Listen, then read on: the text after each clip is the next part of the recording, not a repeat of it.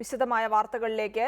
ജയലളിതയ്ക്ക് തോഴി Sasikala slow poison നൽകിയെന്ന വാദത്തിലുറച്ച് 2012 വാർത്ത പുറത്തു കൊണ്ടുവന്ന തെഹൽക്ക ലേഖകൻ മന്നാർഗുഡി മാഫിയയുടെ ശക്തിയാണ് ശശികലയ്ക്ക് വീണ്ടും വേദനിലയത്തിലേക്ക് വഴി സുഖമാക്കിയതെന്നും എന്നാൽ ശശികലയുടെ രാഷ്ട്രീയ പ്രവേശനം എളുപ്പമാകില്ലെന്നും തെഹൽക്ക ലേഖകൻ ജിമോൻ ജേക്കബ് പറയുന്നു.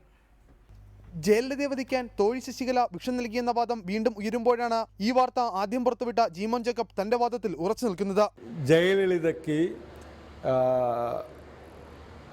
ഭക്ഷ്യവസ്തുക്കളിൽ ലെഡിൽ കലർത്തി കൊടുത്ത് സ്ലോ പോയ്സൺ ചെയ്യുന്നുവെന്ന് ഇത് AIDMKയിൽ തന്നെയുള്ള ഉന്നത വൃത്തങ്ങളാണ് എന്നോട് പറഞ്ഞത്. തന്റെ കണ്ടെത്തലുകളെക്കുറിച്ച് ജീമൻ പറയുന്നത് ഇങ്ങനെ: ശശികലയെയും അവരുടെ കൂട്ടരെയും പുറത്താക്കുകയും പിന്നീട് 44 ദിവസങ്ങൾക്ക് ശേഷം തിരിച്ച് വീട്ടിലേക്ക് കയറ്റുകയും ചെയ്യും. ശശികലയുടെ ബന്ധുജനങ്ങളെ ആരെയും ജയ ജീവിച്ചിരിക്കുന്നിടത്തോളം കാലം അടുപ്പിച്ചിട്ടില്ല.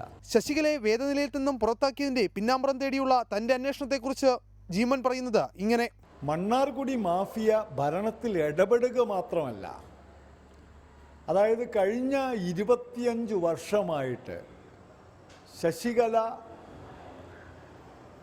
ഒരു നെറ്റ്വർക്ക് ബിൽഡ് ചെയ്തിരുന്നു.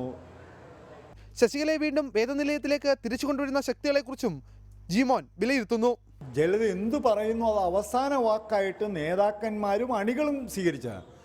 അപ്പോൾ ഇതൊക്കെ സൂചിപ്പിക്കുന്നത് ശശികലയുടെ അധികാര പർവം അത്ര സുഗമമായിരിക്കില്ല എന്നുള്ളതാണ്. ശശികലയുടെ രാഷ്ട്രീയ പ്രവേശനം എളുപ്പമാകില്ല എന്നും ജിമോൻ ജേക്കബ് പറയുന്നു. തമിഴ്നാട് മുൻ മുഖ്യമന്ത്രി ജയലളിതയുടെ മരണത്തിൽ ദുരൂഹത ഉയരുമ്പോഴാണ് ആരോപണവുമായി ജിമോൻ ജേക്കബ് എത്തുന്നതെന്നും ശ്രദ്ധേയം. അരുൺ രാജ്, റിപ്പോർട്ടർ, തിരുവനന്തപുരം.